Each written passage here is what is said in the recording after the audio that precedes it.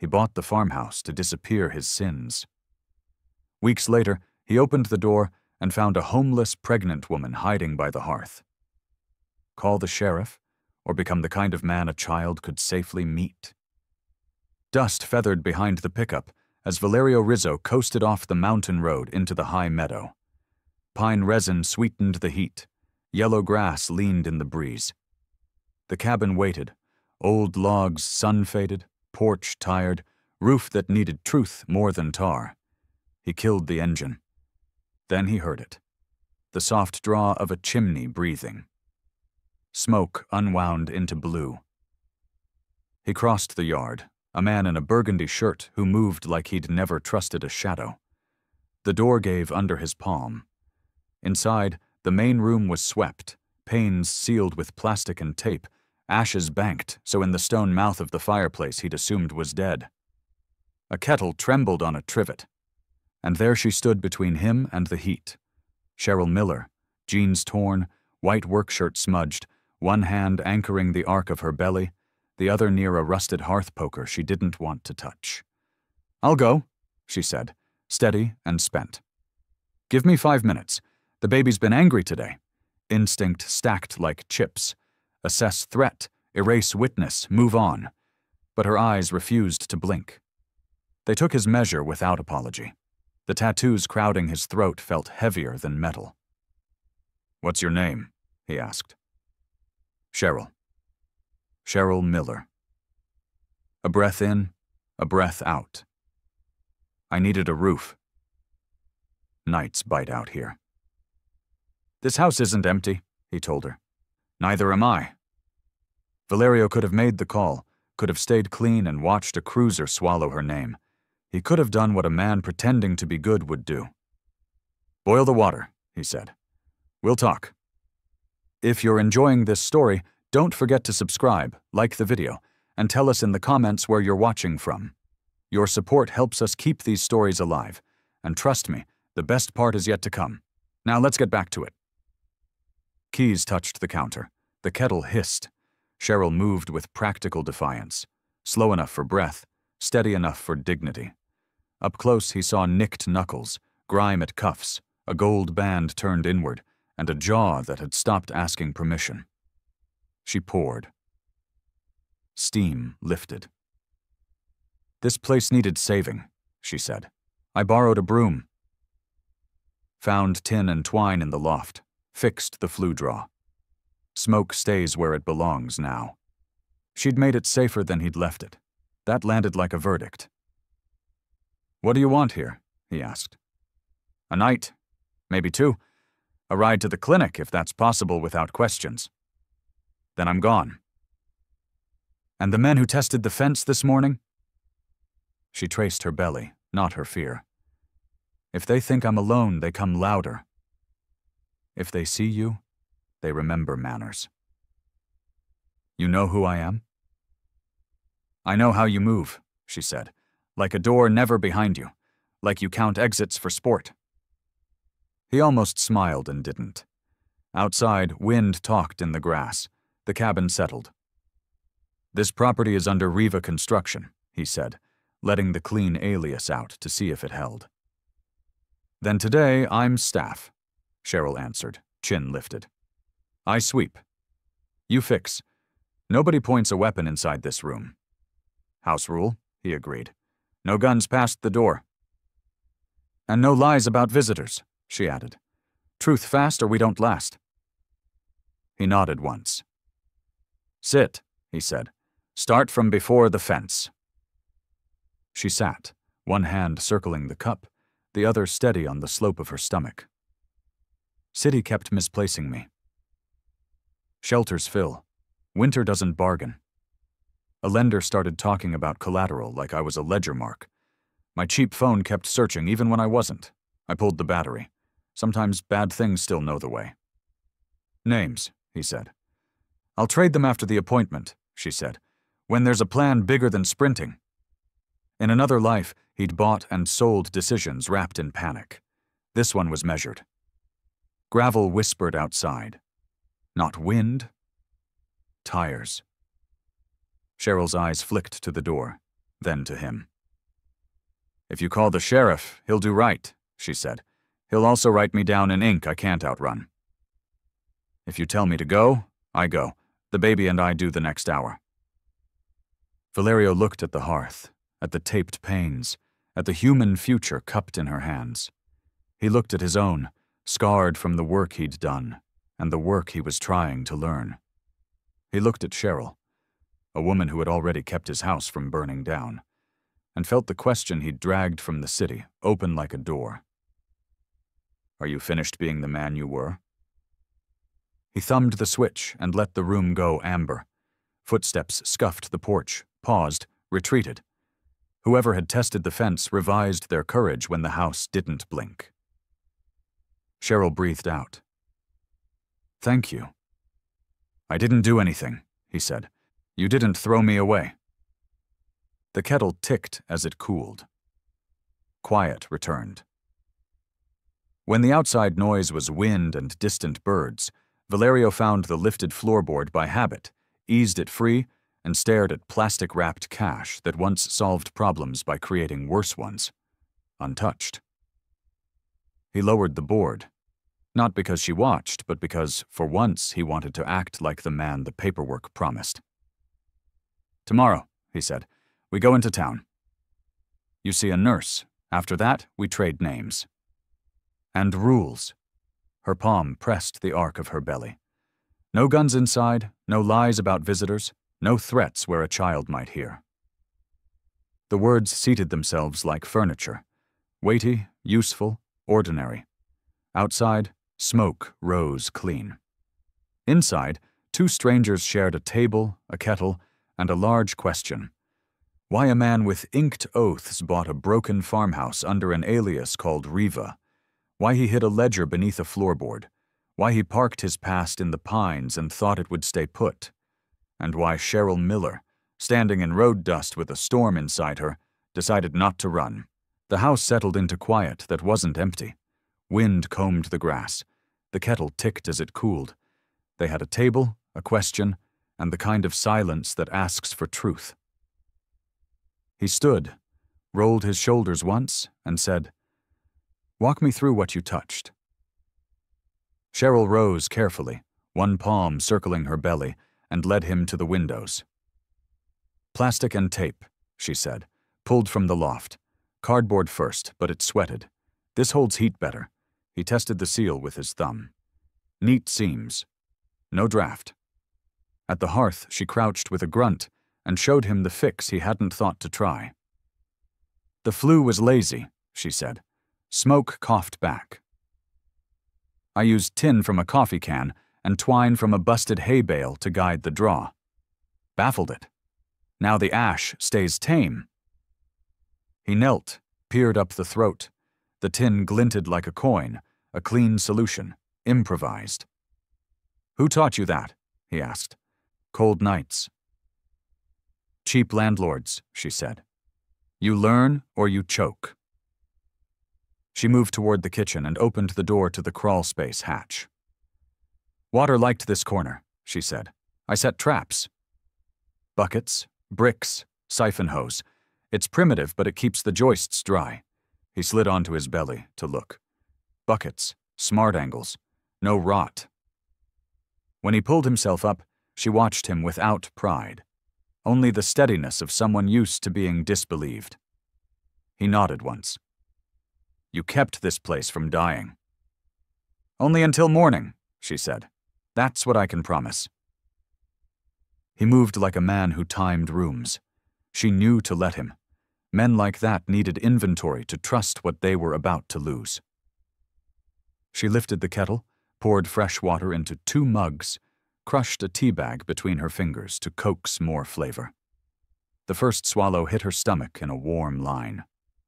The baby answered with a slow roll, then a settled sigh. "Rules," she said, before he could change the subject. "If this is where I sleep tonight, then we write them down in the air." He waited. "No guns inside," she said. "I don't care what you did before this porch." Inside is a different country. No lies about who comes up that drive. You hear tires, you tell me. Doctor appointments, Kept. I don't miss one because you need to keep a name clean. Anything else? He asked, unreadable. Don't shout near the baby, she said. And if you plan to leave, you say it before the sun goes down, not after. He set his mug down. My turn. He pointed to the back door. After dark, nobody wanders. If I say hide, you hide. If I say run, you run. No brave ideas. You want brave, you do it in a hospital with lights and people, not here with trees that won't remember you in the morning. She considered. All right. And this, he added, softer, like it was a thing that mattered to him more than he could admit. We don't bring the old life inside. Whatever happens on that road stops at the mat, understand? Yes, she said. I want a house, not a staging area. They shook on it without touching. A kind of shake, breath to breath. The light was going. He flipped a lamp to its lowest setting and studied her in the amber. Dirt on her cuffs, yes, but not neglect. He recognized careful scarcity, every motion efficient because waste had taught her not to repeat it. Supplies, he said. We'll need them. Clinic first, then a hardware run. But clinics write names. Anonymity is a luxury, she said. You can afford it, I can't. They'll ask insurance. Then we tell them what we have. Nothing. The nurse will still measure the baby. That's non-negotiable. She paused, jaw tilting. What do you have that can be given a name without bleeding? He weighed how much paper to reveal. Riva Construction, he said at last. An LLC. Pays taxes. Buys lumber. No one asks where it sleeps. Her eyes sharpened. Then Riva takes a day off tomorrow to bring a worker to a clinic. Riva buys prenatal vitamins and a thermometer. Riva keeps receipts. He almost smiled. Riva keeps everything, he said. They built a list. Plastic sheeting, better grade, proper baffles, a weather strip that wasn't prayer, food. She named staples the way a general named supply lines. Beans, rice, a cut of meat that could stretch, salt. He added screws and 12x2 wire. She added soap. Who were the men at the fence? He asked, finally. She didn't flinch. They're not mine. They're nobody's, until somebody needs a debt collected. They sell loans like knives, and then act surprised when people bleed. They noticed me at a pay window and liked how quiet I am. Quiet people make easy examples. Names, he said again. I trade names after the clinic, she said. Deal. He nodded. Trust is currency. He could work with that. Telling pieces without telling everything was its own art. He hadn't asked the wrong questions. He'd asked them in the right order. That was new. She didn't give him the part about the foster home with 7 beds and no curtains, about her brother who wasn't by blood slipping out a window, and then slipping out of the county altogether because a man in a leather jacket had smiled too widely and offered too much. She didn't say that when she saw that same jacket across a room months later, she'd turned her body into a wall around a life the size of a mango. She only said, the shelter's closed intake 3 nights in a row. I walked. That's the whole story. He heard the parts she didn't say. She could tell by how he placed his body between her and the door without actually blocking it, by how he angled the lamp so the glass wouldn't show a reflection to the yard.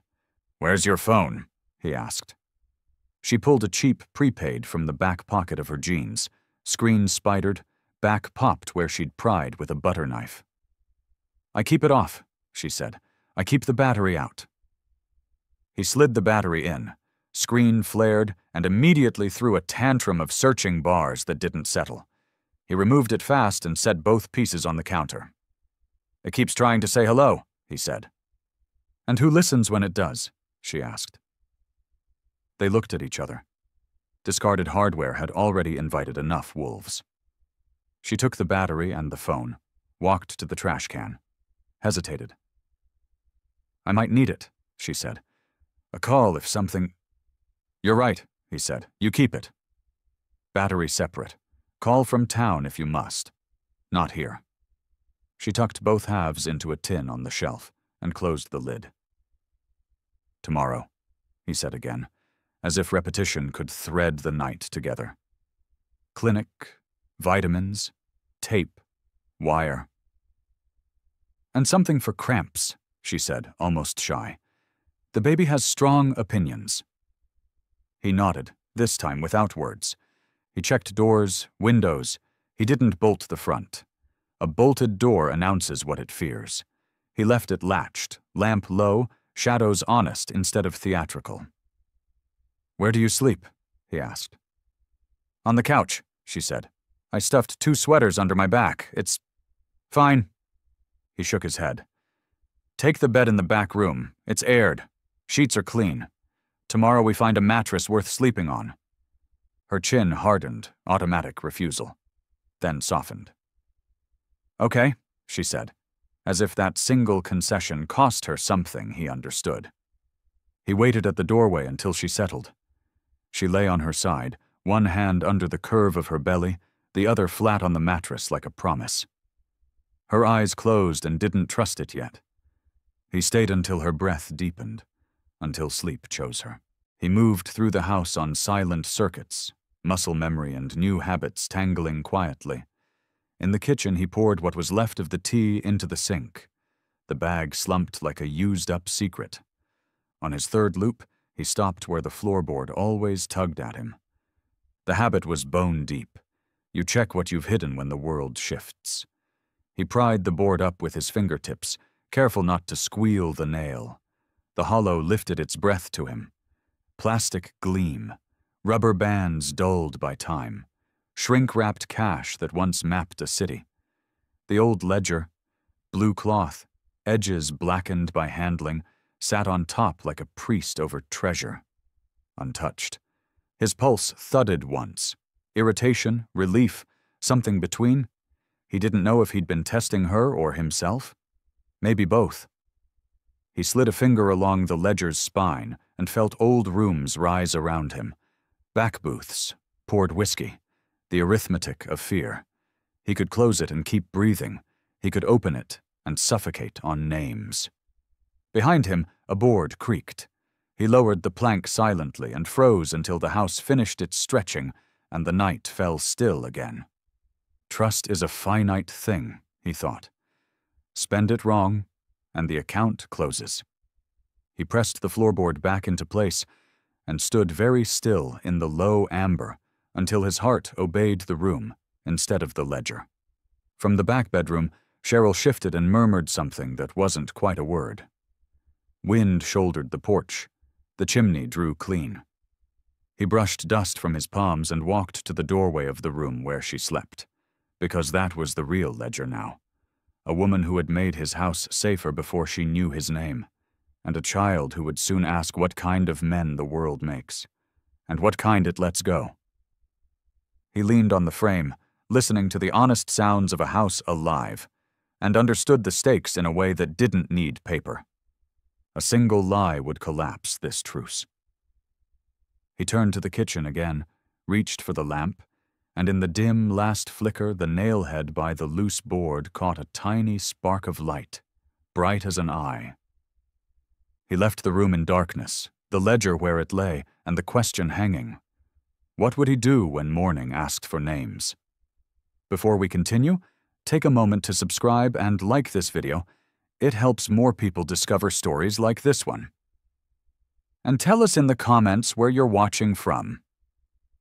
Now, take a deep breath, because what happens next will change everything. Morning came thin and honest, light slipping through plastic seams Cheryl had taped herself. Valerio brewed coffee on the old stove and packed the list they'd made. Vitamins, weather strip, wire, into the glove compartment, along with the quiet decision that today they would stop being rumors. Cheryl slid into the passenger seat with careful hands, one palm cupped under her belly as if she were carrying water. "If they ask," she said, "I'm staff. You're my ride." "If they ask," he echoed, and turned the key. The town was a scatter of low buildings gathering around a single traffic light that blinked red all night and all day on Sundays. The clinic wore the same tired siding as the diner next door, but its windows were clean, and its ramp had been salted recently. Inside, lemon cleaner, coffee, a box of children's books whose corners had been chewed by time. The receptionist glanced up, took in Cheryl, and slid a clipboard across without commentary. Name, address, insurance, emergency contact. Cheryl's pen hovered. Address? Riva Construction, Valerio said softly. P.O. Box. She printed, slow and neat. Insurance, a blank that widened into a hole. She left it empty. Emergency contact? She paused, eyes flicking to the door, then to him. The line stayed white. A nurse in blue scrubs opened the inner door with the practiced efficiency of someone who had carried too many impossible mornings. She had gray in her hair and the poker-faced calm of triage. Her gaze landed on Valerio and stayed a beat too long. "You're with her?" she asked. "Yes," Valerio said.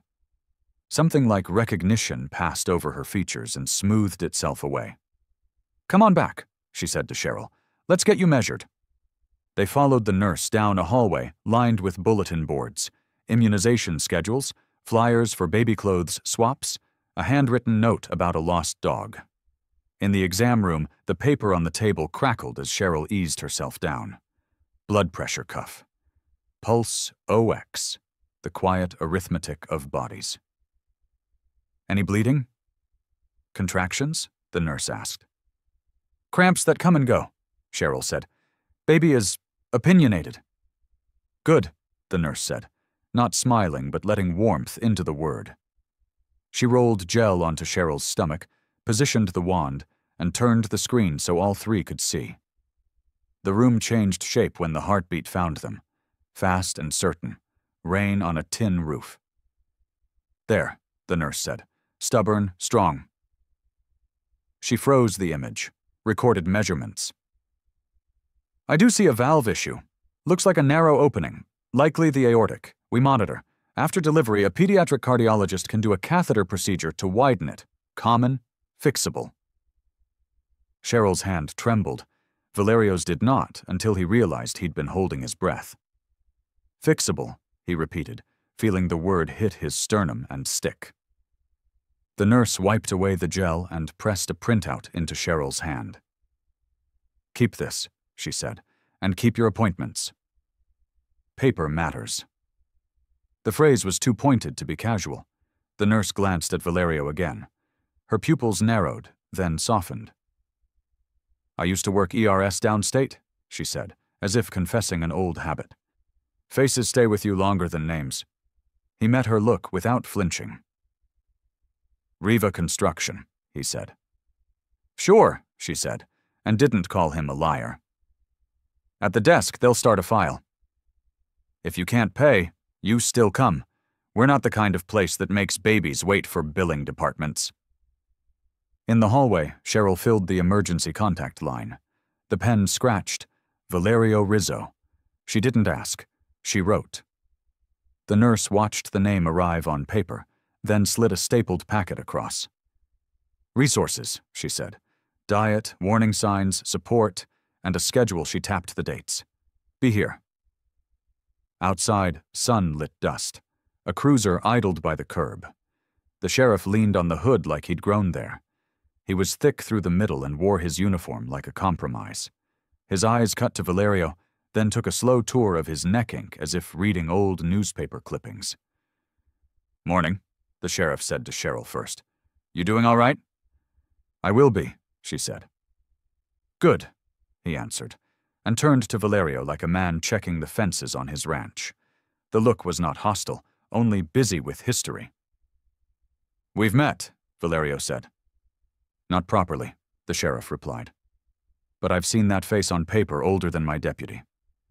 He let it hang, then added, almost casual, "There's a nurse in there I owe. She says folks mind their lane and keep appointments.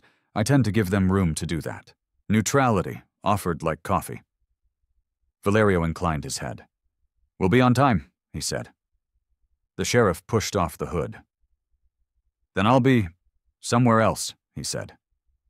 He looked down the street where a delivery truck was negotiating a 3-point turn like it might fail a test. "Town's a small dog," he added, voice turning gentle. "But it barks loud when it's scared." "Don't make it bark." He drove away without adding lights or a lecture. Cheryl watched his taillights go. "Friend of yours?" she asked. "Not even close," Valerio said. "But he's not an enemy this morning." They hit the hardware store for weather strip, baffle, wire, vitamins and a thermometer at the pharmacy, then a small bag of sugar because the clerk pushed it forward with the receipt, as if it belonged to the list.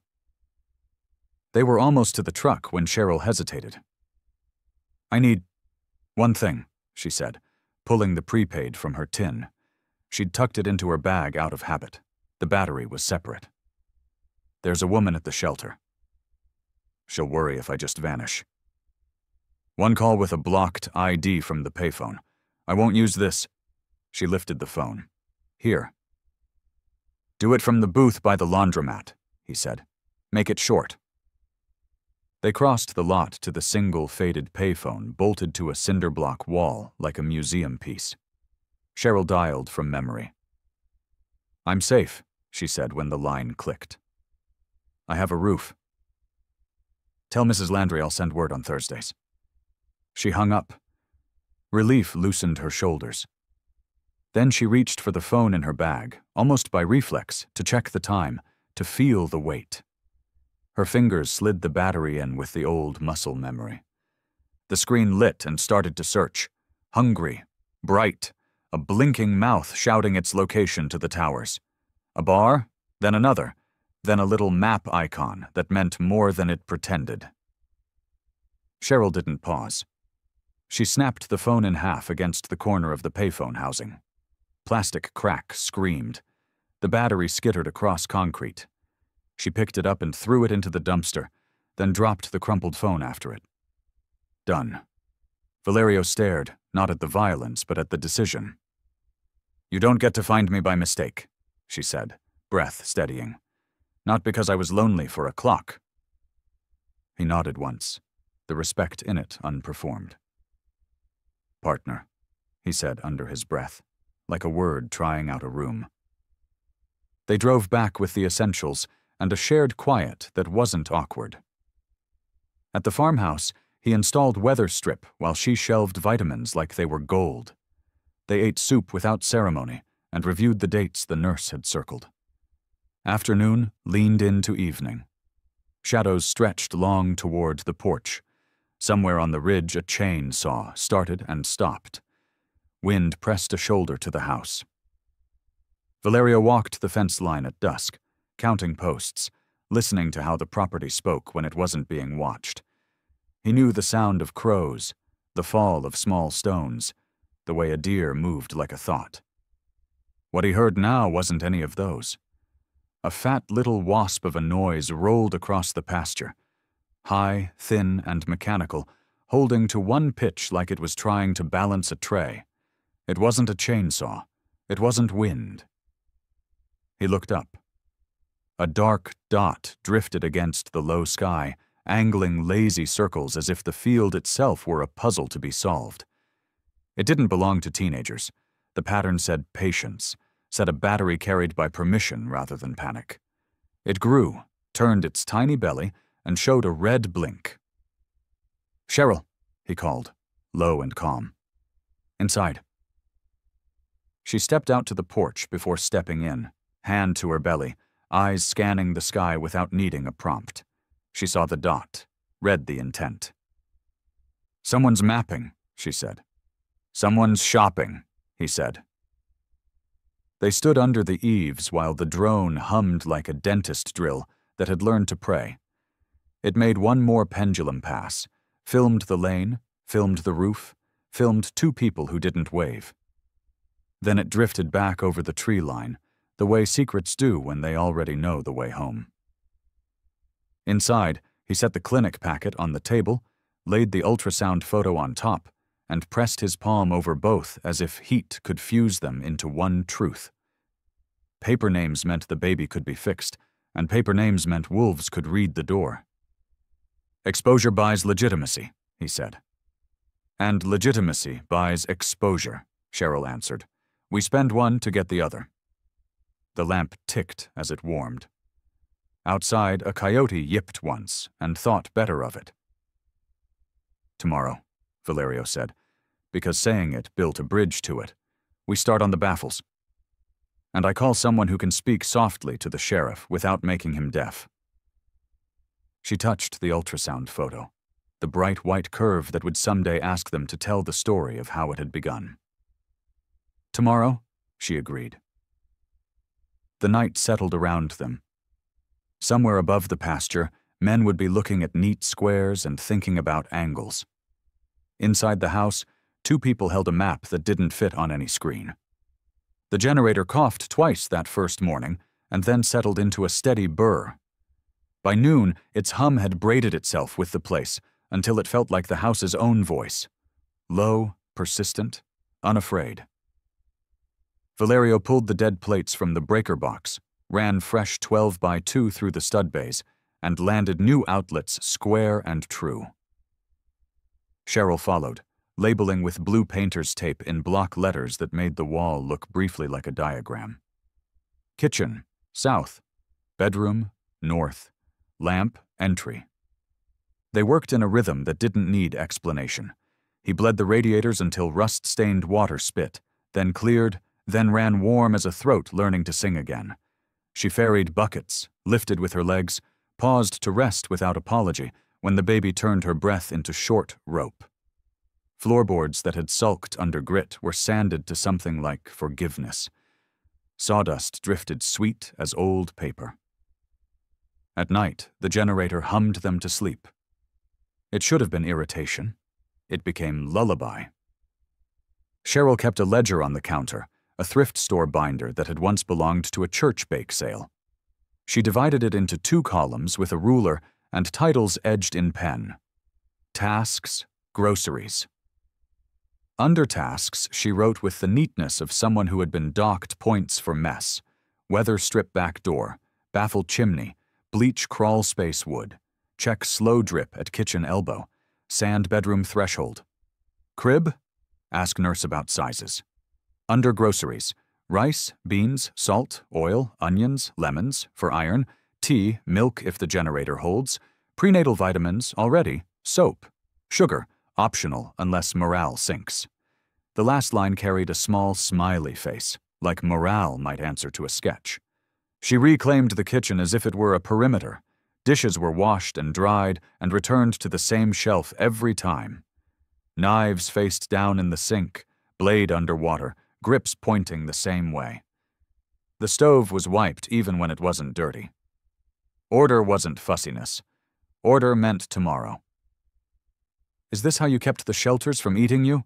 Valerio asked one evening, watching her label jars with a strip of masking tape and the word beans twice, once for the jar and once for the lid. I kept me from eating me, she said. Shelters tried their best.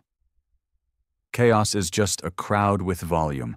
It was the first clean flash of her past. Not a tale, not a plea, a statement of training. In her voice were walls with baseboards painted by volunteers, caseworkers with eyes tired from their own lives, doors that opened when they shouldn't, and stuck when they should. Later, sitting on the porch step while the last of the day slid away, she said, "Foster homes are tests nobody passes. Good ones try. Bad ones test you to see if you break where they expect. I learned to keep a calm that doesn't ask permission." "And now?" he asked. "Now I keep a calm the baby can borrow," she said, hand on her belly. He watched the way she anchored herself to the present with small jobs, folding towels into thirds, not halves, stacking screws by length, sharpening stub pencils to full points before the tip broke because the act mattered more than the outcome. He had his own codes. Chair back to a wall, doors latched, never locked to the point of panic, shoes pointed toward the exits. Each day he bent one habit a notch toward ordinary. He set the chair with half an angle to the door so his line of sight wasn't perfect but wasn't blind. He left one knife to dry on a towel, blade turned inward on the counter, and walked past it twice without picking it up. He let the door stay latched with the chain off. The house noted each concession and did not punish him for it.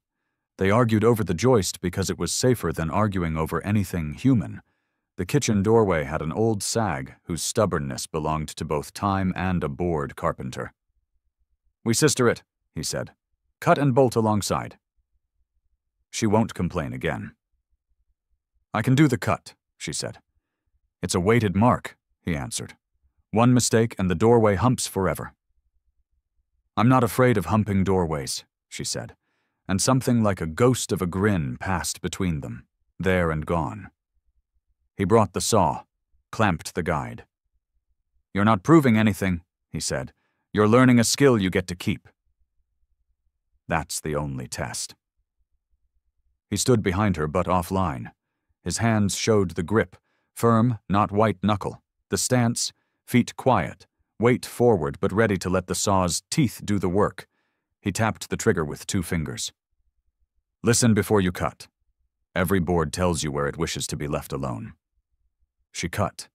The blade bit, chattered, found its line, settled.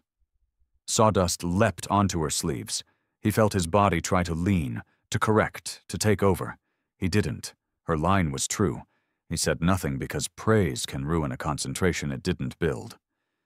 They slid the sistered board in. He showed the trick of holding a wedge in your teeth so you had an extra hand without asking the gods for one. She laughed around the wedge, a muffled sound that made the baby shift just enough to press tears to her eyes. They bolted. The doorway exhaled an old tension it hadn't known it carried.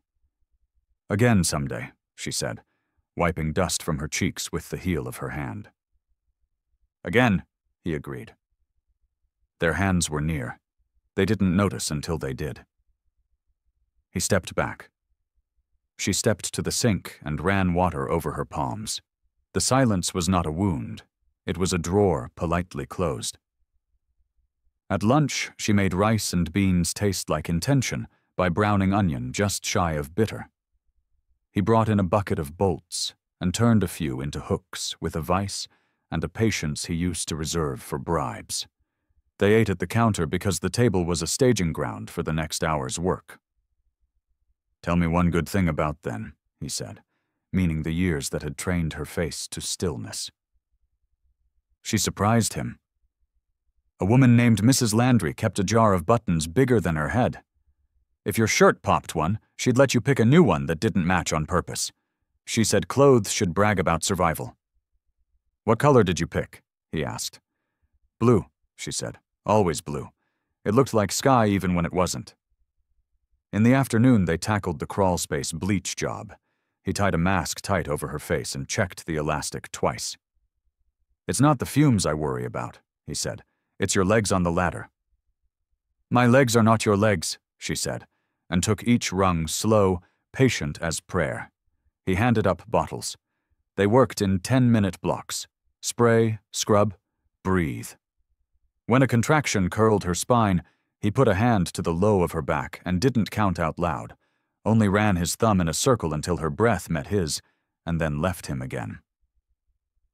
"Strong opinions," she said when it passed. "Stubborn father," he said before he could stop himself. "Not his," she answered, not unkind. "Not anyone's who would claim him. That's the point." He accepted the correction like a nail-tapped flush. By the 4th day, the house began reporting different truths. Water ran clear at taps that had once coughed rust. The radiators sang low instead of hissing. The floor's complaint in the hallway softened from accusation to gossip. Cheryl's ledger showed check marks that looked suspiciously like hope. At night, he read the clinic packet with a contractor's attention to load-bearing sentences. Monitor, pediatric cardiology consult, after birth, catheter procedure. He memorized the phone number even though it was printed twice. He put it in his pocket on a slip of paper because pockets outlast plans. Cheryl fell asleep with the ultrasound photo pinned under a magnet on the fridge, like a grocery list for a future. Sometimes she woke and touched it, as if to confirm consistency. "Paper remembers," she would say, not to him. On the 6th morning, clouds muscled the sky. They spent the day inside, sanding door edges and resetting hinges whose pins had leaned since the 70s. He told her about chair rail heights that flatter a short wall, about caulk tooled with spit and a finger, about oil primer as forgiveness. She told him about a bus route that looped a city in an hour and a half, and how you could learn the faces of the lonely from the way they sat. Just before dusk, they took the trash to the burn barrel and the ash to the pile by the garden that wasn't yet a garden. Valerio walked the ridge like he always did, because lines only hold if someone checks them. The pickup's tires found ruts without scolding. He stepped out where the land dipped and let his eye run the property as if it were a plan view. Porch, lane, fence, tree line, rock outcrop like a knuckle near the north corner. That's when he saw them. Fresh grooves where a vehicle had stopped and turned without committing. Rubber scallops pressed into the dirt like ellipses. Near the post, a candy-red cellophane lies curled, a cigarette wrapper from a brand sold cheap in bulk. Crew sign, not kids, not hikers, people who leave marks on purpose. He crouched, pinched the wrapper, held it to the light. The wind tried to take it and failed. A small thing, bright and loud to anyone trained to hear it. Behind him, the generator's hum kicked, recovered. In the house, a light snapped on. Cheryl moving through a kitchen in the way of a person who has a map. The contrast made his heart do a new arithmetic he still didn't trust. Routine on one side of the ledger, intrusion on the other. He put the wrapper back exactly where it had been, like you set a trap, and don't spring it until you have more than a wrapper. He smoothed the tire grooves with his boot once, then stopped. Better to know exactly how they'd parked the next time they tried it. When he returned to the porch, Cheryl was at the sink, washing the same plate twice because her mind was elsewhere. She turned her head at his footsteps and read his face the way she'd learned to read weather. "Something?" she asked.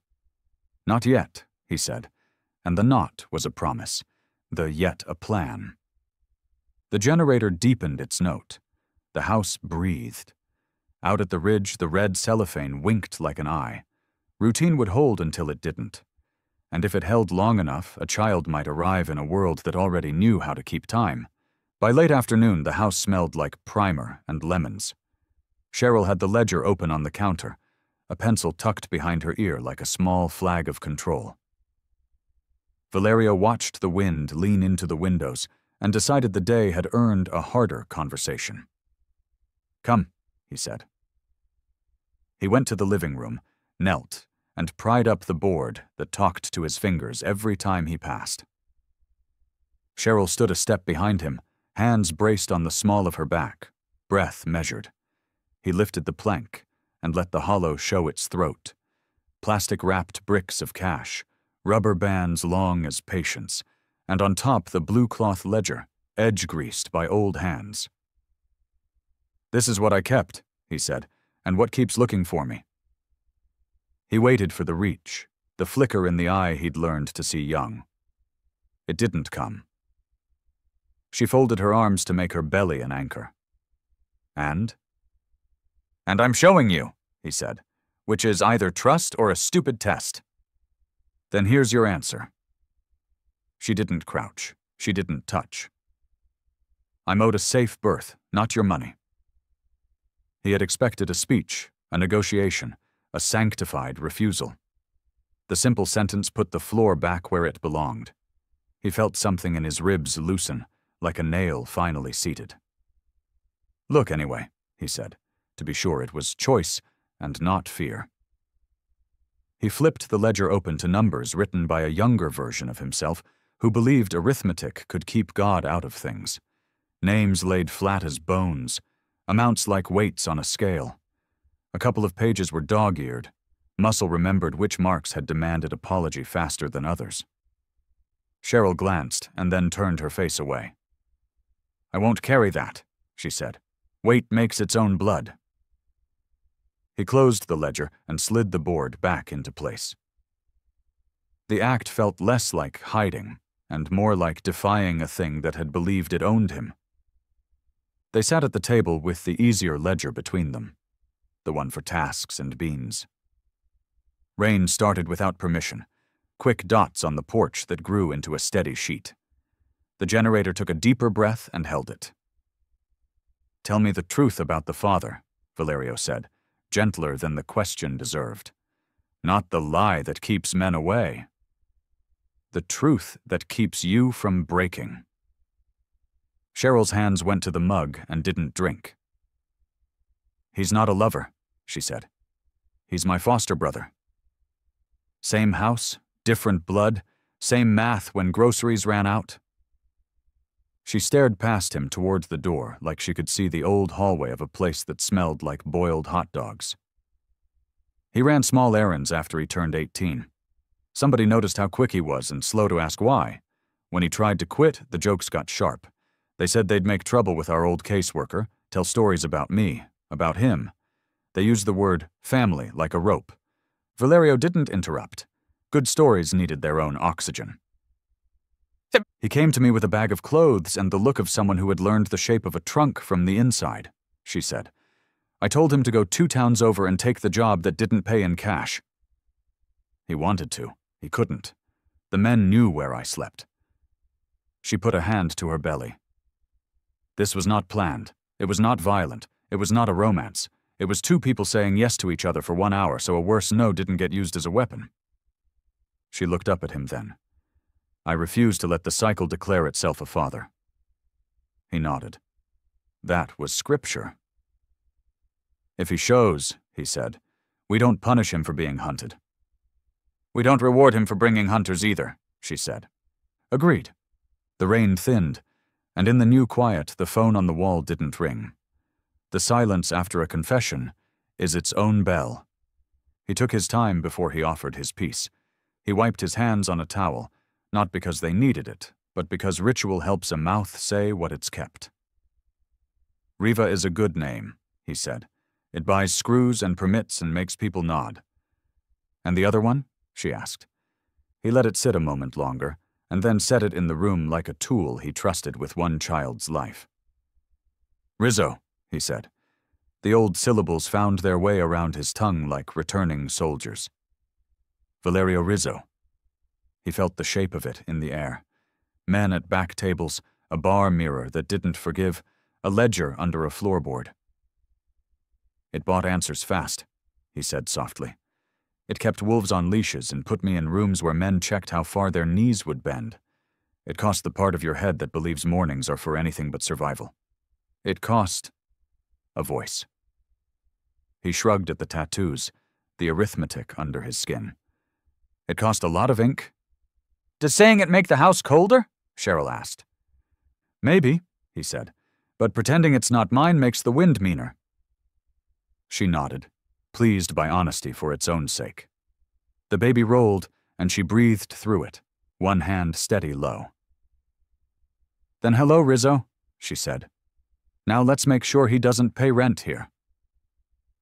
They were still at the table when the phone on the counter vibrated. A burner tied to Riva's receipts, not his past. He checked the caller ID and then looked at her so the rule stayed true. "Sheriff," he said. He put it on speaker. "Afternoon," the sheriff said, voice dry as fence cedar. "There's chatter in town. Men asking about a burgundy-shirted contractor with neck ink. They say contractor like it's a new swear. My deputy told them burgundy is a color, not a felony. Just so you know who's learning their colors today." "You want me to be someone else for a week?" Valerio asked. "I want you to tell the nurse you'll keep your appointments," the sheriff said. A pause, then the softer tone he saved for the edge of cliffs. "Also, a drone got reported by Mrs. Laird who hates drones more than coyotes. If you see one, don't shoot it. That's not a suggestion. It's paperwork." "We saw it," Valerio said. "Then you know you're interesting," the sheriff answered. "Try being boring." The line clicked. Cheryl exhaled, long and slow. "Burgundy," she said, glancing at his shirt. "You really do make it easy for witnesses." "I'll buy gray," he said. "You'll buy 3, she corrected. And she wrote, "gray shirt." 3 on the ledger because sometimes safety was a rack of cotton. Wind shouldered the porch again. The house flexed without complaint. Valerio stood to close the side window, and that's when he saw it. Lights in the trees, small and deliberate, not one pair but three, moving with the patience of men who believed the land owed them a straight line. Not headlights, flashlights narrowed to pencils. "Visitors," he said. He didn't reach for a gun. He reached for the lamp and turned it down until the room went amber and their shapes became less generous about information. Cheryl came to his side and peered through the plastic seams she'd taped. The lights paused, then flowed, then paused again, like something sniffing without committing. Wind lifted the corners of the tarp he'd thrown over lumber. The sound mimicked footsteps for 1 second too long, and then gave itself away. "Scouts," she said. Her breath hitched. A tightening pulled at her belly with a twine's insistence.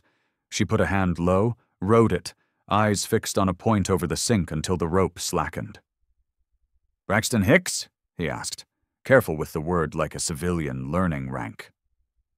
"Practice," she said, but her voice carried a question she didn't want answered. Or not. Another light winked and then went dark. The wind rose hard enough to make the chimney speak. Somewhere a loose shutter clapped once like a warning. "Back room," he said, meaning safety, not retreat. "We breathe. We wait." She nodded, took 1 step, paused for the next contraction, or its rehearsal, and then moved again.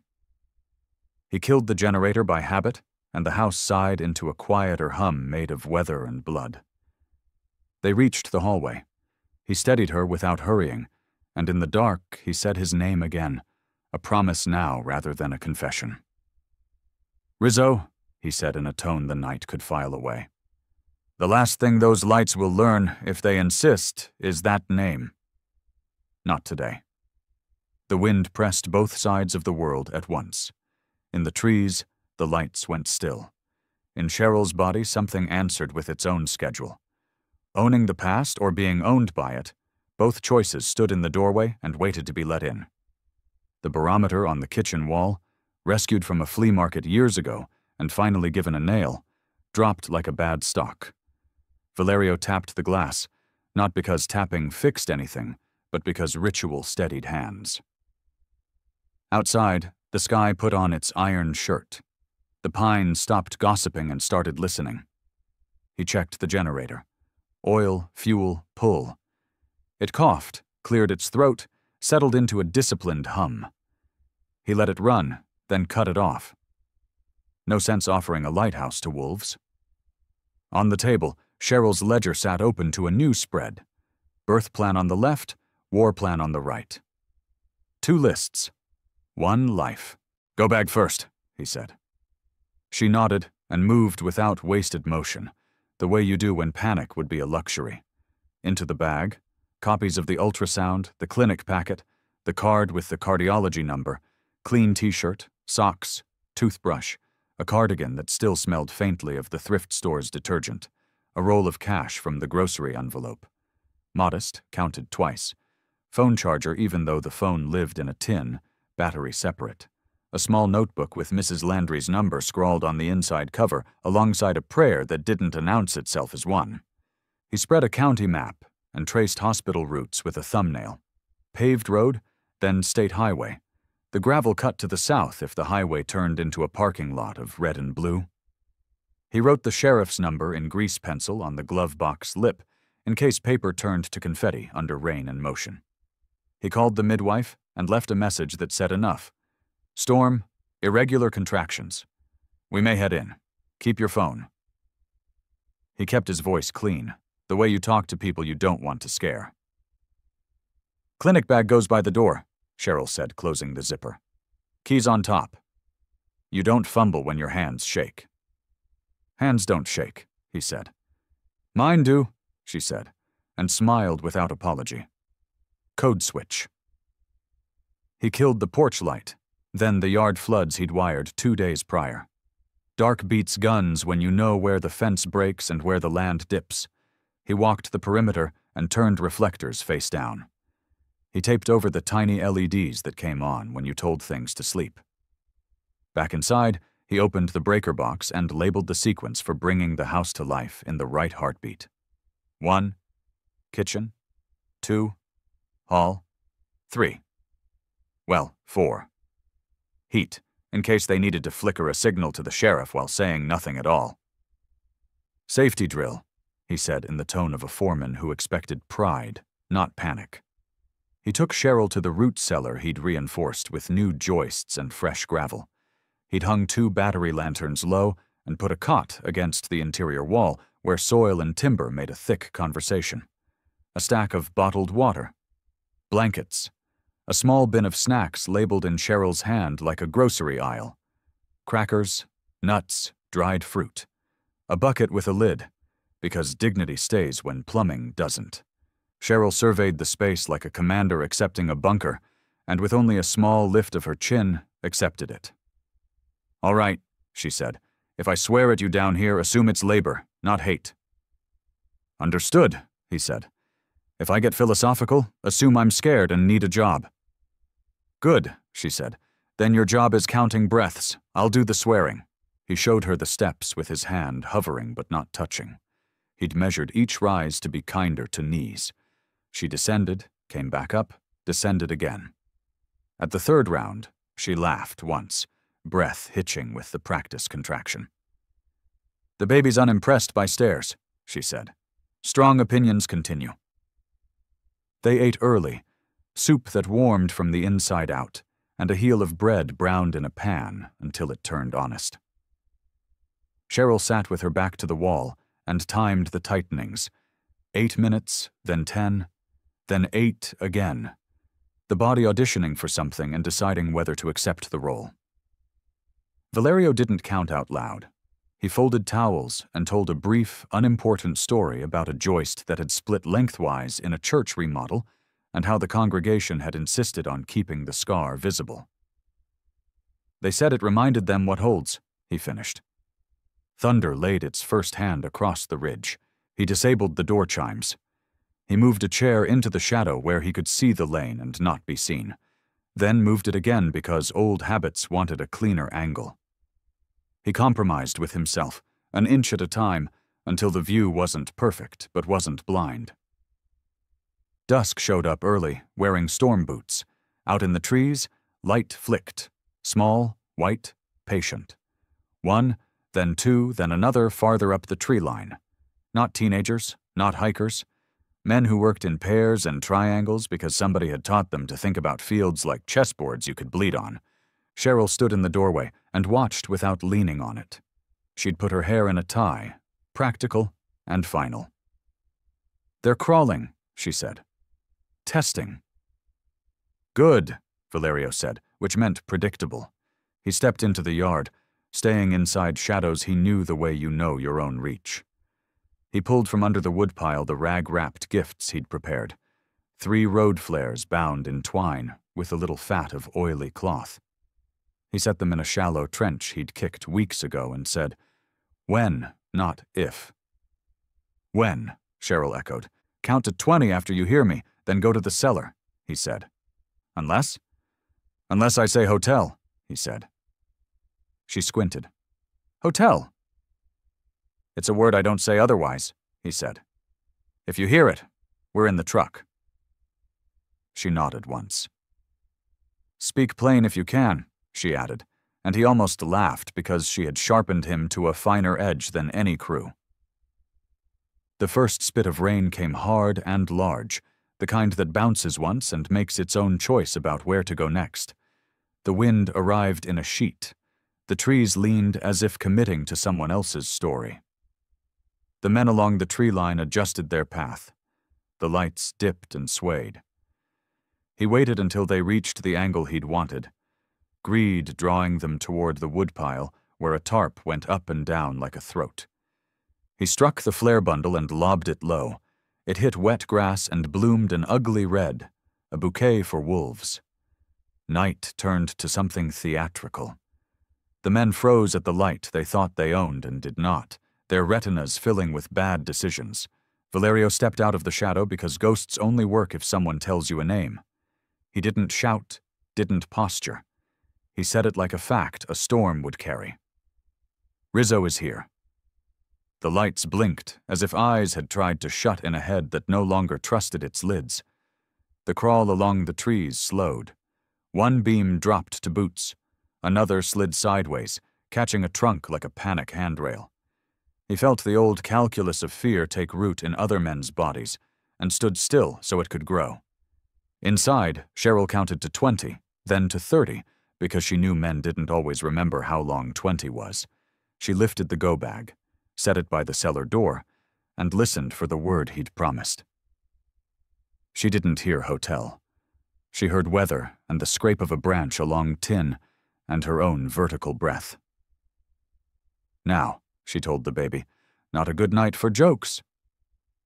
Lightning stitched the ridge to the pasture. Thunder arrived on its heels and put a shiver through the porch posts. Valerio let the flare die on its own, a red wound closing. In the pause, he spoke again. Not for the men, this time, but for the wind. Leave the fence, he said to the dark. Try the lane and find paperwork. The men did not answer. They withdrew with the caution of people who'd misread a map. He didn't chase. The storm would, and storms had better lawyers. He went inside to find Cheryl halfway down the cellar steps, hand on the rail, eyes cutting to him with their rolled steel steadiness. He nodded to say for now. Then her face changed. The tightening hit not as a polite rehearsal, but as a claim. It folded her forward, took the air, asked for her attention the way debt collectors ask for your door. She stood it, breath peeling back to counting like a soldier learning a new drill. He was beside her without touching, timing without clocks. No longer practice, she said between teeth when the wave eased. Sweat had sprung at her hairline. The old duct tape at the edge of the stair glittered like fish skin. Hospital, he said. Road, she countered, eyes at the window where the storm shoved the world sideways. We get pinned out there. A delivery truck becomes a coffin. Cellar, he corrected, already calculating how to make a room a world. Midwife on call. Sheriff monitoring the lane. He lifted the go-bag. The zipper's teeth grinned like a dare. Another contraction took her, and this one nipped harder. She breathed like a boxer, short and honest. He squeezed the rail to keep his hands off her until she took his wrist and put his palm flat against her low back. Circle, she said. He did, thumb digging with careful weight, and the circle pulled her through.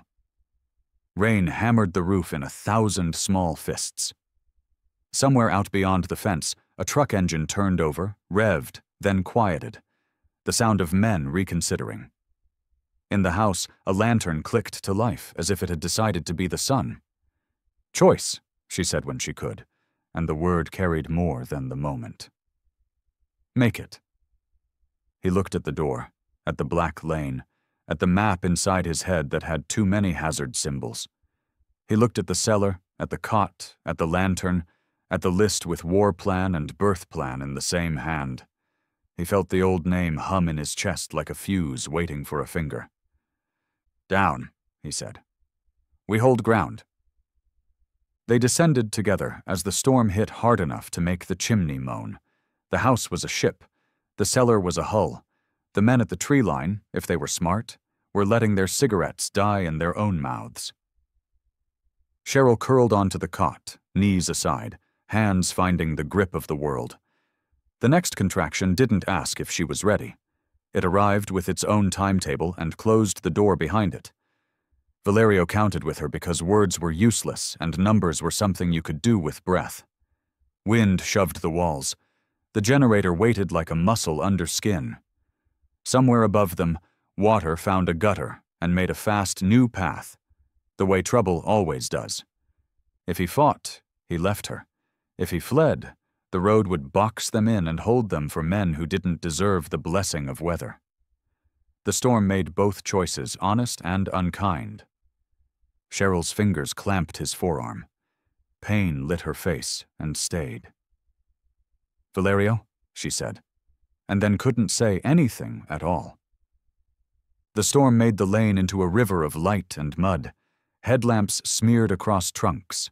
A siren wailed once, short and private, and then the county SUV nosed through the fence gap like a cowhand that had seen worse. The sheriff leaned out, rain sheeting from his brim. "We do this now," he said. Not loud, not asking. Valerio lifted Cheryl up the cellar steps with one arm, the go-bag in the other. She was hot and shivering all at once, breath breaking into squares she could stack only with effort. "Strong opinions," she managed, as another contraction took her spine in its teeth. They crossed the threshold. The sheriff's door popped. His hand was already on the latch of the back seat. "Slide her in." "Feet toward me," he instructed, voice flat with the speed of experience. The interior lights were off. The dashboard glow turned the inside of the cab into an aquarium of green and blue. Cheryl gripped Valerio's forearm before he could settle her. Rain hammered the crown of his head, ran cold down his collar. Her fingers were iron. "If you go back to that life to save me, I won't forgive you." He didn't look at the trees or the ridge or the place where men liked to wait. He looked at her, at the grit at the edge of her teeth, at the wet curl of hair pasted to her temple. "I'm not going back. I'm bringing you forward." Something unclenched in her eyes, a doorway she couldn't open for herself but could walk through if someone held the jam. She released his arm and let the sheriff pull her legs in. The door thunked. The storm swallowed the sound. The sheriff met Valerio's gaze through the blur. "My deputy's a mile down with a flat he doesn't have," he said. "2 more trucks turned around because paperwork takes the fun out of patrol. Don't make me choose between stories." "Won't," Valerio said. The SUV pivoted, tires biting muck, and arrowed for the road with the calm of a creature bred to run at night. Valerio stood in the rain an extra heartbeat, counting without numbers. The tree line flickered. 1 flashlight, then none. The flare scar still glowed faintly in the grass like a lesson written in past tense. He locked the door out of habit and immediately unlocked it again. A locked house is only confident if you live in it. Then he took the truck keys from the hook, slid behind the wheel, and followed the tail lights that pretended red could be warm. The hospital was a low-slung box that had surrendered style for square footage sometime in 1978. The ER doors parted with the resignation of old machinery. The midwife was waiting. A woman with braids pinned like a crown and hands that looked strong even when empty. "You're late only by the amount I forgive," she said, already rolling the chair as the sheriff braked hard enough to make the building's glass flinch. Transfer, fluorescent assault, a blood pressure cuff hissing like a snake that meant well. Cheryl's face went narrow with effort, and then wide with anger, and then soft with calculation. Valerio hovered where he could be useful. He did not scan the room for exits. He scanned it for oxygen lines, for clean towels, for anything that might be a job with a verb in it. The midwife touched Cheryl's wrist. "Breathe down," she said. "Don't write it, send it to the floor. You and Gravity are friends tonight." "Gravity owes me $5, Cheryl said through her teeth, and the midwife smiled like a woman who knew humor as a medical device. A nurse clipped a monitor lead. The screen painted a staccato story in green. Heart. Heart. Heart. Each blip was a tiny fist-tapping glass. Valerio counted with the machine and then stopped, because counting it made it feel like the world was waiting on his math. "Vitals are reassuring," the midwife said. "Baby's stubborn and strong, no surprise." She glanced at the chart. "Valve note, understood. We watch, we deliver. Then we hand her to a cardiologist when she's ready to be boring."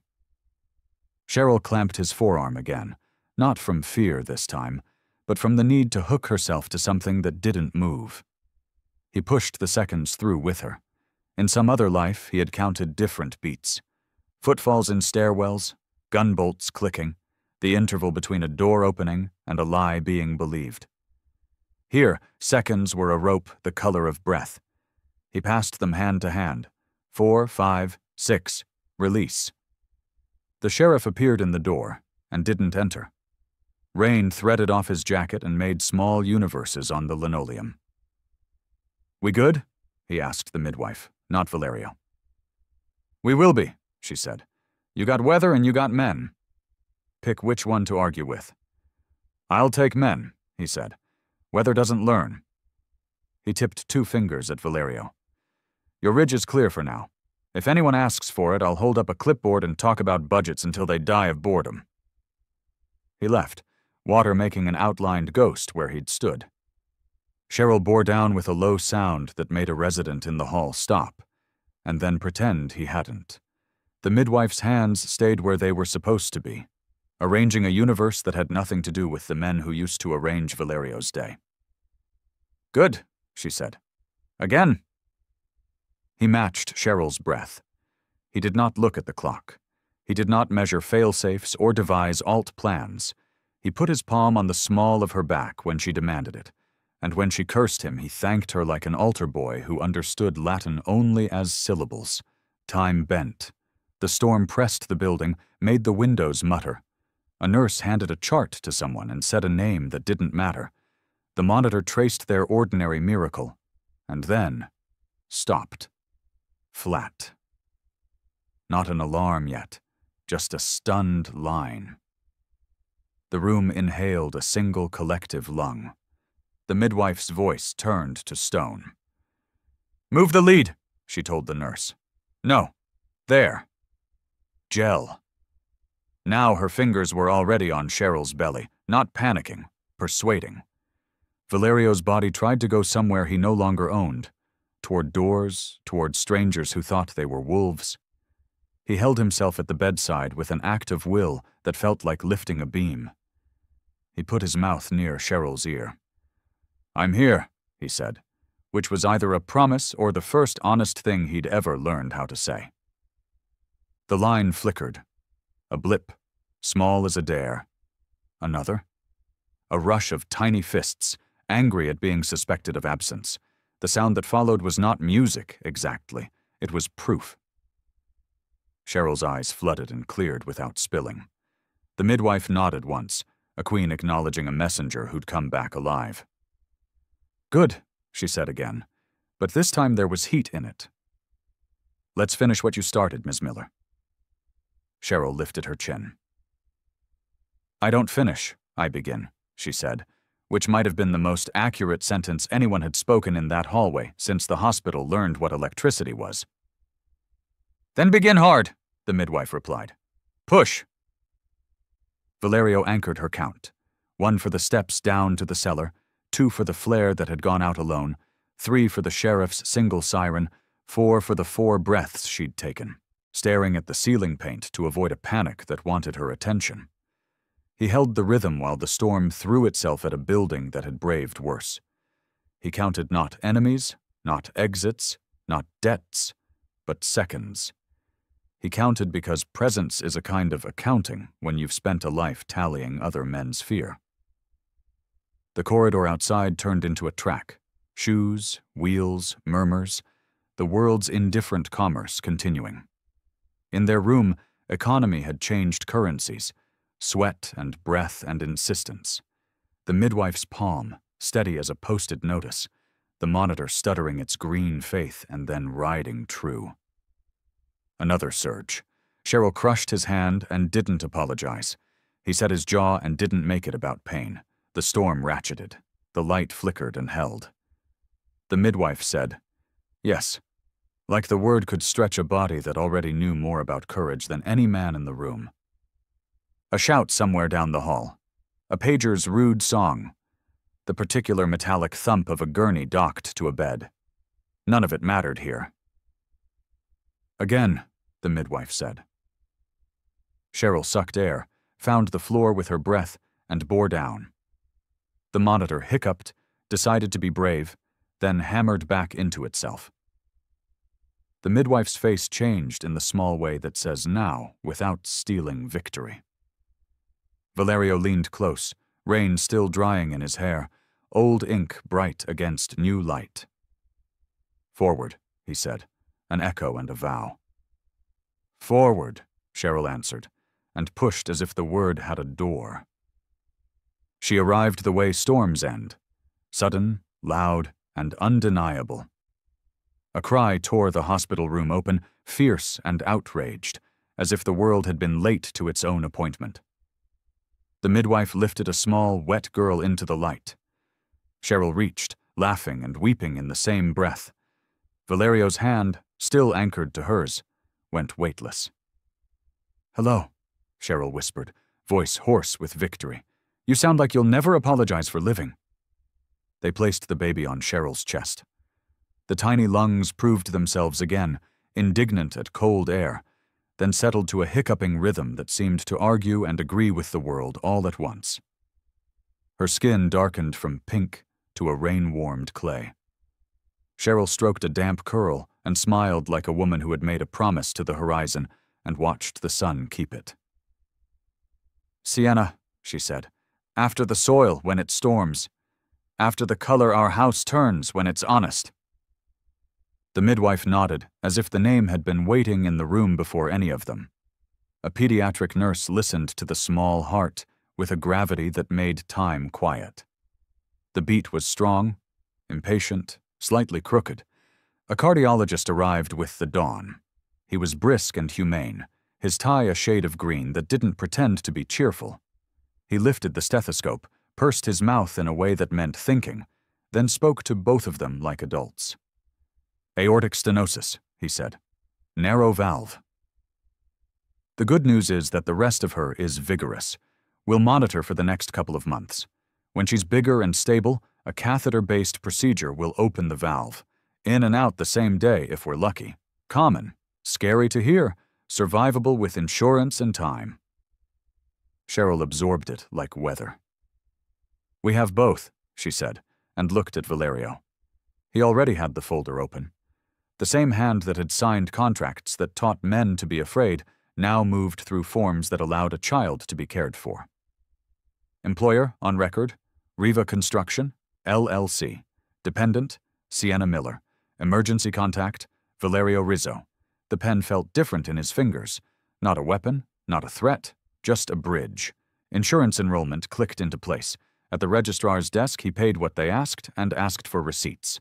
He ordered a copy of the birth certificate with Cheryl's name clear and first, his only where the law allowed, guardian authorized for medical consent, a note the midwife had suggested in a voice that knew systems and how to work them.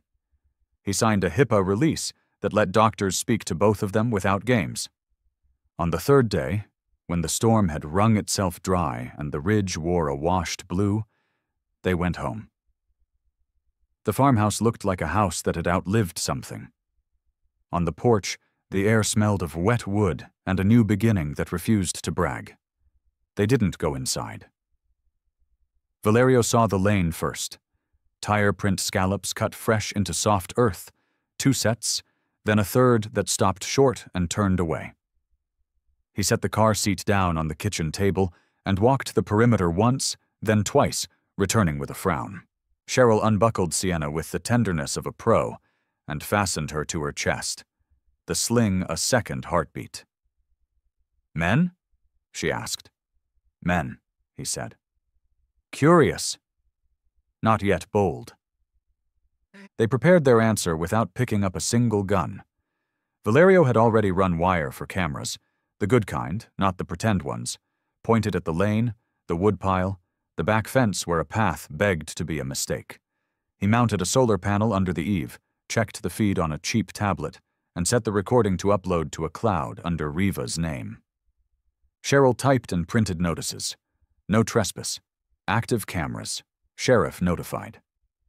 She taped one at the porch and one at the lane with the patience of a clerk who understood that law begins with paper touching wood. She called the attorney whose card the clinic nurse had passed along, a woman who had made a career turning red tape into shelter. They put her on speaker. Her voice filled the room, dry and precise. "If they step on posted land, you call the sheriff," the attorney said. "If they threaten, I file.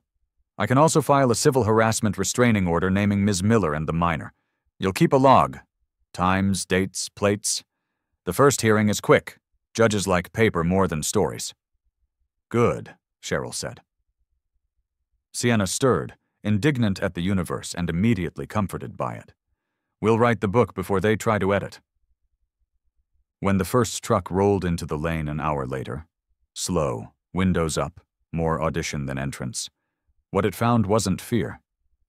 It found a sheriff's cruiser parked sideways at the fence gap, engine idling. The sheriff leaned on his hood the way a man leans on a fence at a county fair to watch cattle that might kick. He lifted a clipboard and began to talk without raising his voice. "Code violations, permits, drone laws," he said to the two men inside, who pretended not to hear. "Boring things that eat afternoons? Ask me about public easements. I have diagrams." He smiled, which was a kind of meanness. The truck idled, reversed, left. Another crept forward, saw the camera clipped to the post, and reconsidered ambition. A third stopped at the mailbox and took a picture like a tourist who didn't want the photograph. Law as armor, boredom as a weapon. Valerio stood just inside the doorway and let the sheriff's neutrality do the heavy lift. He felt the old urge to declare himself in a dialect of threat and swallowed it. "Let me," Paper said. "You hold the child." He did. Sienna's breathing softened against his chest, small engine reliable as the generator on a good day. Cheryl wrote in the ledger, "Cameras online, sheriff present, attorney retained." Then, on a new page, she wrote a title in big letters, Riva Homestead. Under it, a mission statement, shelter, skills, and a door that opens. "Say it out loud," she told Valerio, "or it's just ink." He read it. The words stood up straighter. Money would need to follow them. He opened the floorboard and brought up 3 bricks of cash and the old ledger, its spine a history lesson. He didn't like touching it. That was good. He set it on the table and called the bank manager in town who liked numbers and didn't like questions. He called the attorney back. They built a trust in Sienna's name that made money legitimate by turning it into roofs and crib rails and medical copays. They registered a small nonprofit with Cheryl as majority vote, and a board that would one day include people who had never met a crew in their lives. Nurses, a teacher, a clerk from the clinic who could turn signatures into radiance. "Laundering in reverse," the attorney said, with a dryness that almost counted as humor. "The only stain I care about is the ink on your 990. Valerio moved funds like a contractor moving lumber, labeling, stacking, hauling. The first wire left the old ledger and entered a world where audits and receipts are the way you tell the truth. The second wire funded safety gear and apprentice stipends. He typed Riva Homestead Skills Program into a form and hit submit. The same man who had once wired money to men who hurt for a living now wired it to a P.O. box, where hurt learned to build. Sienna slept through bureaucracy like a child already bored with her father's redemption arc. Cheryl wrote intake forms in neat block letters, tailored from the clinic packet and the shelter's common sense. Name, due date, allergies, emergency contact, safe word if a phone call is compromised. She taped a copy inside the pantry door and put the original in a folder labeled with a blue tab because blue looked like sky. Late afternoon turned the pasture into a sheet of copper. A truck appeared where the ridge bends. The lieutenant's, Valerio could tell by the way it moved, patient and unafraid to be seen. It rolled to the fence and stopped. One man got out. No hat at first. Then yes, hat in hand, like he remembered something older than trouble. Valerio stepped onto the porch and did not descend. Cheryl stayed just inside. Baby slung, ledger open, phone ready to dial. Law and life standing shoulder to shoulder. The lieutenant looked at the posted sign, then at the camera, then at Valerio, as if these were 3 separate conversations he was trying to have at once. He kept his hands visible, fingers spread the way people do who want to look less like edges and more like surfaces. "They won't cross you if you stand in daylight, Rizzo," he said, voice carrying just enough to be heard over a wind that couldn't make up its mind. "Men like mine don't like the way sunlight shows their teeth." Valerio didn't answer. The porch light wasn't on, but the house felt lit. Sienna breathed against Cheryl. Paper waited on the table. The sheriff's cruiser idled like a patient animal. Daylight had done its quiet work. Whether the sanctuary could keep that light was a question the valley would ask again tomorrow. Spring arrives quiet and competent, like a foreman who knows where every stud is. The pines rinse themselves, the pasture greens in clean stripes. On the porch, Valerio drives lag bolts into new joists, the swing's hardware biting metal to wood with a confidence that wasn't available last winter. Cheryl sits nearby, Sienna asleep against her chest, in a sling the color of washed denim. The baby's breath is a clean metronome against Cheryl's ribs. Each exhale tugs the fabric, each inhale lifts the day. He tests the swing with his palm, then with his weight. It holds, squeaking once, an opinion, not a flaw. Cheryl smiles without moving. "Let it complain a little," she says. "It earns the silence that follows." In town, paper catches up with Mercy. The conference room at the attorney's office smells like toner and lemon oil. A stack of documents waits with bright tabs. Title transfer from the Shell LLC to a non-profit, Riva Homestead Foundation. Cheryl's name carries the majority vote. Valerio's signature sits beneath contractor of record, a line that makes his knuckles feel newly honest. The sheriff is there in a clean shirt that refuses to tuck all the way. He signs as witness, printing each letter like it could be cross-examined. The clinic nurse arrives on her break, bangs pinned back, pen working on a clipboard where she writes the words they've all been saying out loud for months: shelter, skills, and a door that opens. She dots the last I like she's tapping a nail home. Sienna naps in her stroller by the window. Every so often her mouth makes a practice cry in sleep, and then forgets what the alarm was for. Cheryl flips through the bylaws one more time, stops where the language says no firearms on premises and consent, first protocols, and 24/7 emergency contact. She traces a finger under privacy thresholds. The quiet line about how you protect a woman's name when protection is not yet legal paperwork. "Good," she says. "This reads like a door, not a wall." Back at the farmhouse, the porch light keeps its new habit of turning on early, as if the day enjoys staying longer when asked. The first trainee arrives on a Monday. Elena, 22, tired but tall-spined, a mother from the shelter with a 6-month-old named Nico, who observes the world like a detective. Elena's intake form is precise in Cheryl's tidy block letters: allergies, none, triggers, loud male voices, diesel smell, goals, safe housing, GED, skill training. Cheryl clips the form behind the pantry door, a household Rosetta Stone. In the kitchen she builds a calendar with magnets and index cards. Clinic, car seat check, nap window, shop lessons. When Elena's hands shake at the stove, Cheryl puts a damp cloth under the cutting board so it doesn't skitter, and says, "There." The world holds still when one square does. In the workshop, Valerio lays a 2x4 on sawhorses and introduces tools like acquaintances worth keeping. "This is a speed square," he says. "It tells the truth faster than we can. Here's how your hand fits a circular saw, so the guard keeps its promise. We cut on the waste side of the pencil because we respect whoever drew the line. Listen, boards talk. They prefer straight answers." Elena nods, jaw set, then grins when her first rip cut stays true enough to deserve the word. He shows her how to stack offcuts by length, so they matter later. He makes her call stop before any cut that scares her, and he means it. Confidence arrives the way spring does here, not a trumpet, a creep. Lunch is a long table under the eave. Soup that started as bones and grew muscle, bread with butter and unapologetic salt, a bowl of greens that tastes like rain learned how to be gentle.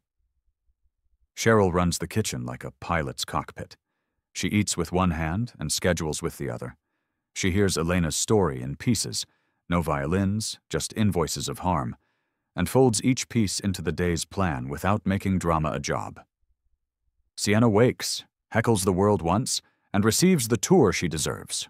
Porch, swing, joists. When the wind lifts, the chains give a soft complaint that sounds like a memory learning to be furniture.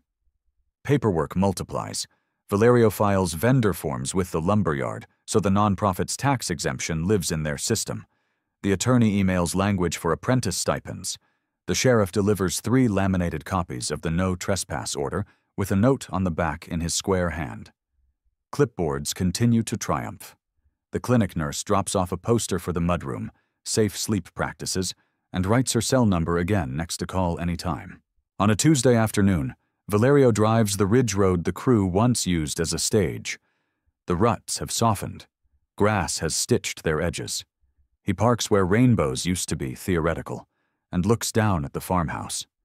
The porch light is already on, a lighthouse turned inland. From here, the swing is a comma in the sentence of the house. In the yard, he can just make out Elena practicing a square cut. Cheryl stands by with a thumb up only when asked. He sits with the engine off long enough for the pines to resume gossip. Wind combs his hair backward.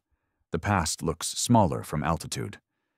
He remembers the first smoke and the question it asked. He answers it again, out loud to no one. Forward. Some nights they host 3 women at once. Some nights it's just Elena and the babies. The house learns new temperatures. Midnight bottle warm, early morning coffee determined. The generator becomes backup, not heartbeat. The ledger adds tabs, donors, volunteers, repairs, miracles, a private joke column where Cheryl writes things like, Nico giggled at his own sneeze, 9:17 a.m., and Elena laughed while sweeping, 4:40 p.m. Valerio replaces a section of roof where ice had been making its case for years. He teaches Elena how to drive nails without apology, and how to stop swinging when stopping is smarter. On signing day, the board meets on the porch because rooms are for people and air is for decisions. The attorney attends by speaker, her voice carrying case law and compassion in equal measure. The clinic nurse holds Sienna and narrates the mission statement in baby cadence, as if meaning could be sung. The sheriff shows with pie from his wife that he claims he baked. No one believes him, and he doesn't push the lie. They pass the clipboard. Cheryl signs with a steady hand. Valerio signs with the hand that used to carry a different kind of ledger. Elena signs as apprentice member and cries once into her shoulder without spilling onto the page. The ink looks wet and then isn't. The porch holds the scratch of pens like it's been waiting to absorb that sound. Evening comes down the valley like a friend who knows when to leave the door open. The swing squeaks once, and then settles into the small talk of chains. Cheryl's palm covers Valerio's on the cold link, their hands a splice. Sienna sleeps like a prophecy that isn't trying to be dramatic. Wind moves through the pines. The chimney sends up a soft, steady breath. Someday, when Sienna is old enough to ask how their house began, he'll say it from this very seat, the story worn smooth by use. With a woman named Cheryl who wouldn't run, and a man who finally learned how. They rock a little. The porch boards answer in their low, agreeable tongue. In the kitchen, the calendar magnets hold the next week still. Down the lane, the camera blinks, bored. Up on the ridge, no trucks idle. The house does the job it claimed on paper. Cheryl leans in, cheek against his shoulder, her hand never leaving his on the chain. He tightens his fingers once, not to hold her in place, but to say same direction. The swing takes their weight and gives it back. Mercy is no longer a moment. It's an address. If this story has your attention, hit that subscribe button and let us know where in the world you're watching from. Every story we tell connects the past to the present, and we'd love to have you with us for the next one.